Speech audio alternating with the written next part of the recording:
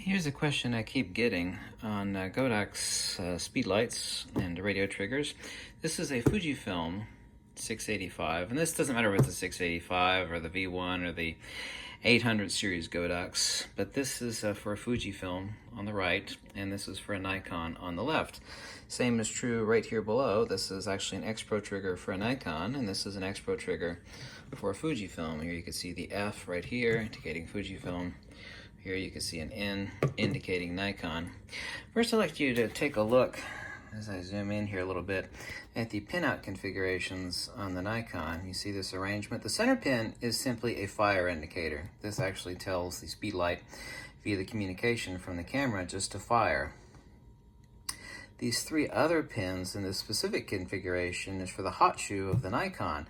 These actually are for HSS and specifically for timing, not to get too deep into it, but they're actually basically protocols for exact time in and time out, not only on flash offset, but also too, since high-speed sync is pulse lighting exactly when to begin. So they're basically timing protocols and further information distributed from the camera to the speed light.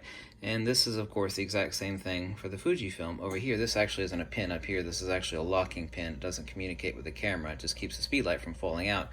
But you can see the pinout configurations are different here on the Fujifilm than they are over here for the Nikon, which is shaped like an L, and over here it's kind of, well, shaped like an upside down L.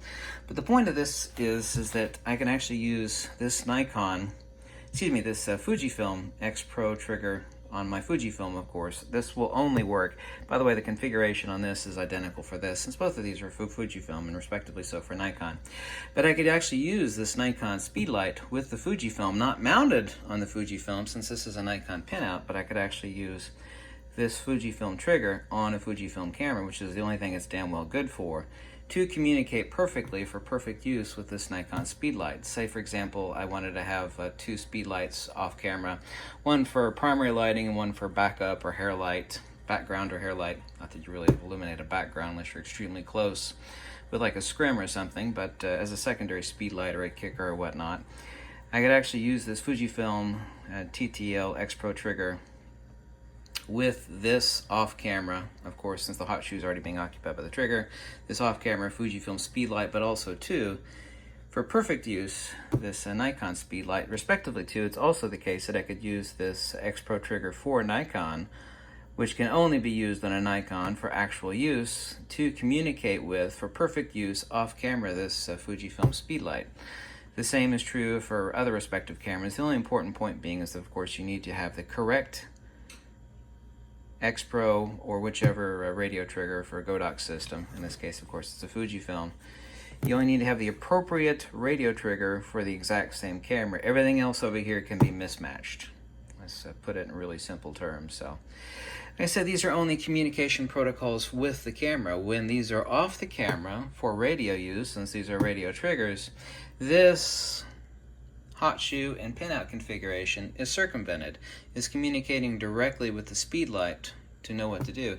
Both of these speedlights are identical except for the pinout configurations that go to the respective main board inside the speedlight, but ultimately the speedlights are identical.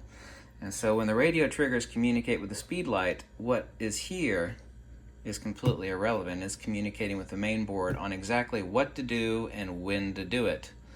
And that is what these specific additional pinouts are for. By the way, on any other speedlight or camera system, that center pin, that large center pin contact on your hot shoe does one thing and one thing only. It is a fire command. It's telling the speedlight to initiate fire. But for more complicated things like front curtain shutter, rear curtain shutter, HSS, timing offset, not all speedlights have timing offset, Godox does, for example. These additional pinouts are necessary, but they're in different configurations for different cameras. So I hope I could clear that up. Just remember that you could use whatever freaking Godox speedlight you want, as long as you have the appropriate trigger mounted on the exact camera that it's designed for.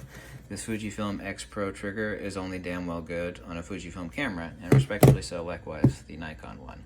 Thank you so much for watching. I hope you like these videos. If you do, click the link below. I'm glad I could clear that up. Bye.